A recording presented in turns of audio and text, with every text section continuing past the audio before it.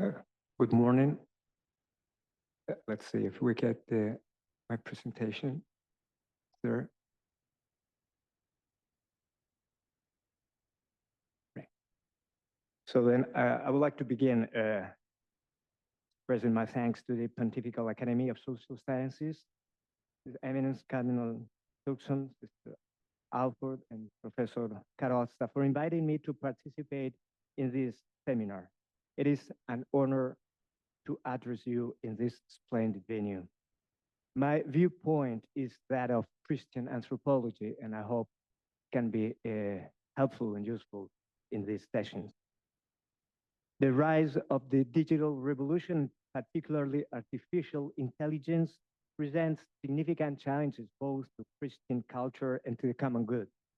While these challenges are widely recognized, it is crucial to characterize the various approaches we can take to address them. These different methods are not mutually exclusive. They should be combined to achieve a comprehensive understanding, as relying on any single approach is insufficient.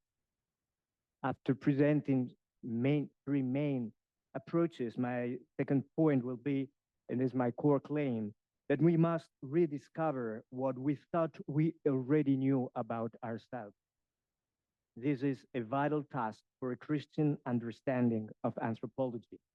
And my third and last part will offer some practical suggestions for the long journey ahead. Which approach? We have first one, which is the ethical approach, and we could express it in this way. How can we limit the risks of the technological progress and make it more humane? This approach involves identifying the potential dangers and risks associated with technological advancements for the common good of humanity, while recognizing the numerous possibilities offered by these technological developments. We must also acknowledge the risks. The ethical approach is undoubtedly necessary, but it is not the ultimate answer. It can appear external to the core issue, focusing on limitations rather than the underlying reasons for them. Furthermore, it can create a negative perception as simply opposing progress, a common criticism against religious and humanistic perspective.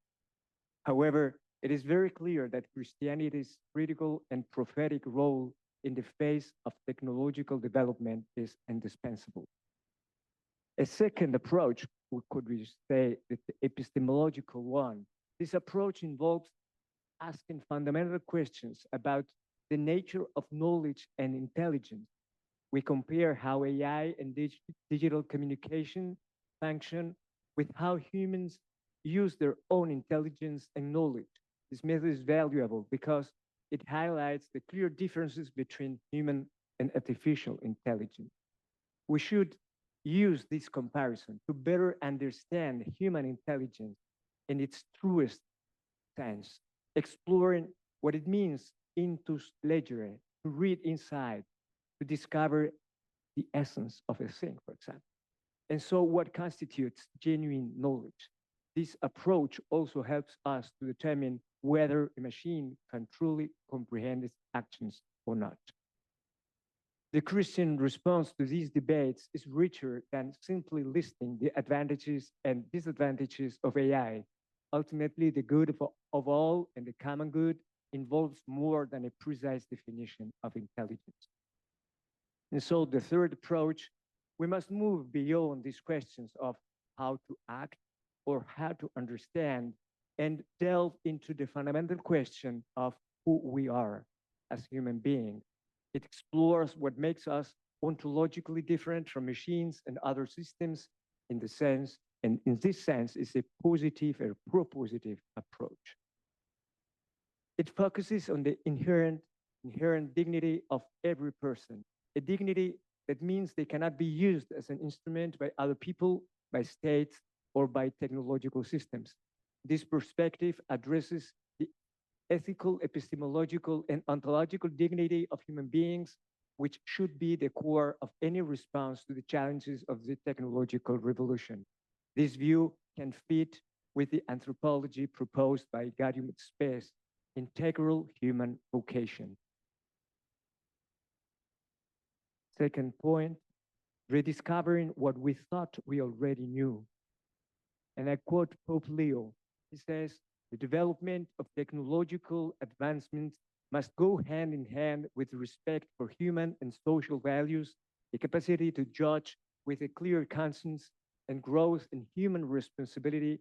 It is no coincidence, my highlighting, it is not coincidence that this era of profound innovation has prompted many to reflect on what it means to be human, what it means to be human, and on humanity's role in the world. The historical moment demands that we recognize that human experience is larger than we imagine, with both greater dangers and greater possibilities. Instead of rushing to new or old definitions, we need to first listen to the challenges presented by artificial intelligence and digital revolution. What we thought we knew about being human is necessary, for sure, but it is no longer enough. We need to explore again different dimensions of human being. Contemporary philosophical thought on human person, this is my first suggestion, human person as individual, can help us recover a more integrated understanding of the human being, one that encompasses not only reason, but also affection and freedom in a unity of body and soul with the classical expression corpora et anima unus. Second, intersubjectivity. Human existence is inherently relational. We are born into a state of interrelation. There is not a, this is not a secondary or optional part of our being. It is co-original. There is a wealth of academic literature on the I-we relationship, which explores this concept in both a metaphysical and anthropological level. Third, life as a vocation. We are called to life. We are called to life in the most basic human relationship, like that between a parent and child. It is the mystery of birth. Beyond it and through it, it is a vocation that has its origin in God. He calls us into life and gives us the great gift and task of our lives through our human relationship. Life as vocation is developed in history. Human being as a whole, an individual endowed with reason, affection, and freedom, which exists in relationship with others and is capable of love, cannot be fully grasped apart from the human experience of time and space, that is, apart from history. We are not pure spirits like angels. Rather, we are embodied beings who belong to time and space. God has chosen to call us vocation through history. Fourth, the irreducible human mystery.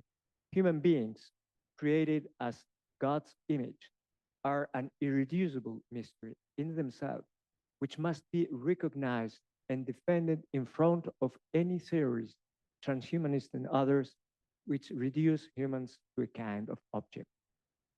Five, dependence and vulnerability. In any public discussion about technology and humanity, we must give equal consideration to all people, including those who are most vulnerable. Hyper-technological cultures and their transhumanist ideologies often fail to appreciate and respect the human condition, dependence, and vulnerability in human existence. How should we proceed now? Some practical suggestions.